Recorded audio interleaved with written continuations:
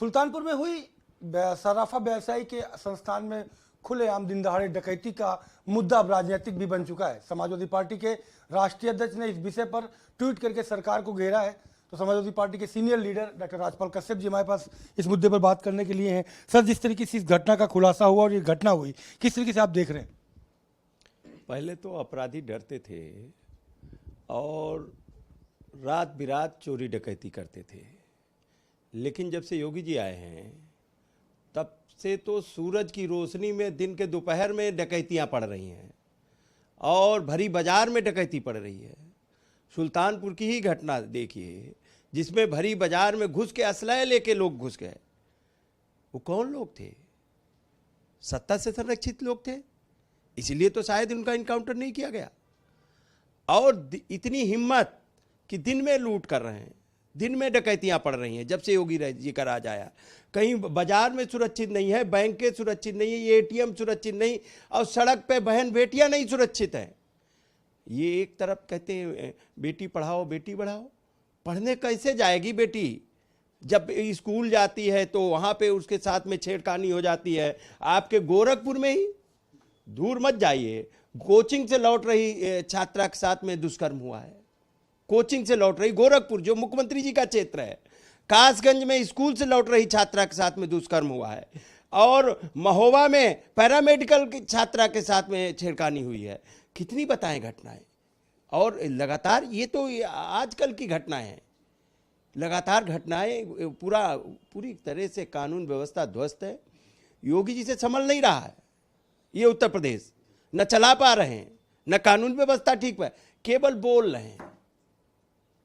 बोलने का तो काम कोई भी कर सकता है।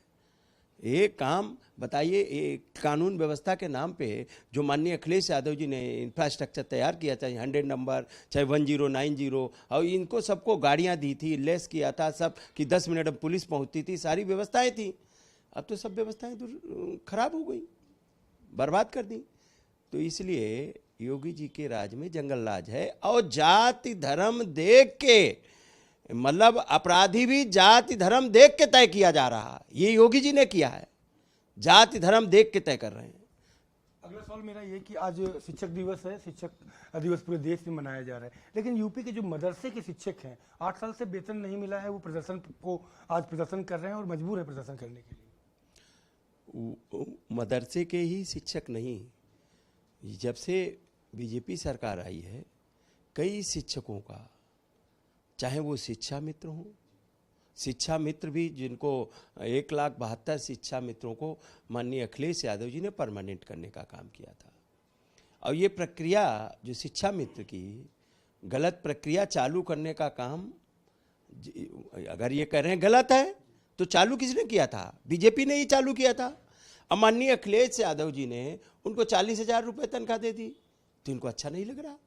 शिक्षकों को, ये शिक्षकों के अपमानित करने का काम कर रहे हैं लगातार। अभी शिक्षकों के लिए क्या क्या नियम ले आए थे, तो उनकी सैलरी दे नहीं रहे, तनख्वाह दे नहीं रहे।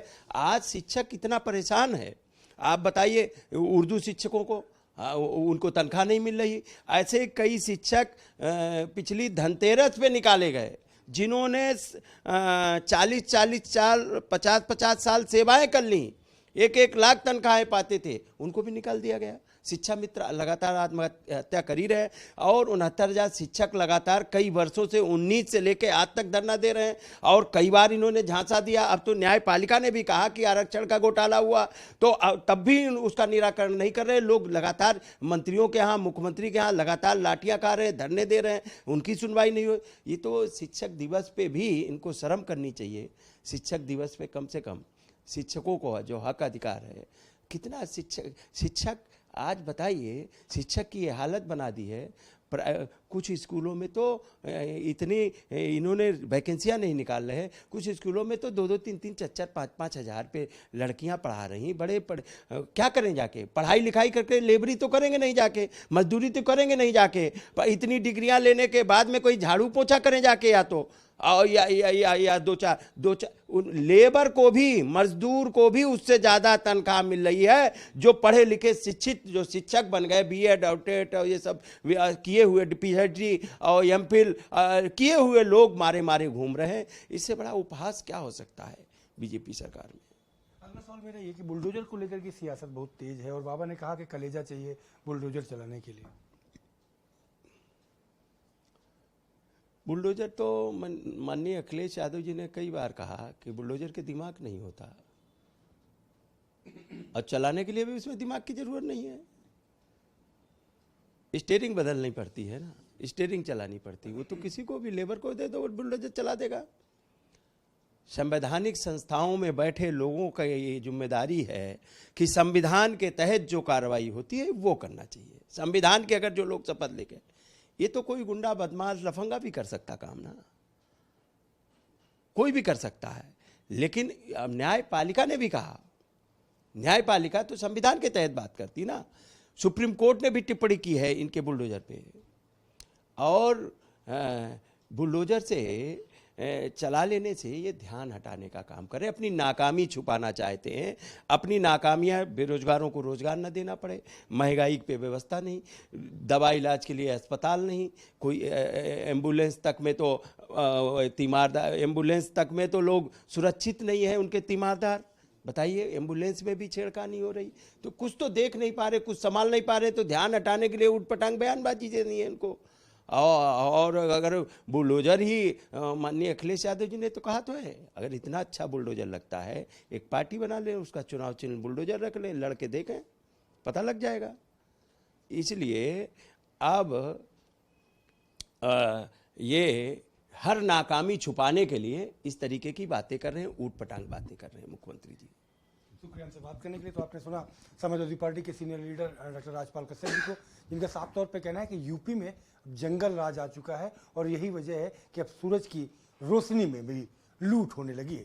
कैमरा पर्सन पंकज निगम के साथ संजय चौहान, भारत समाचार, लखनऊ।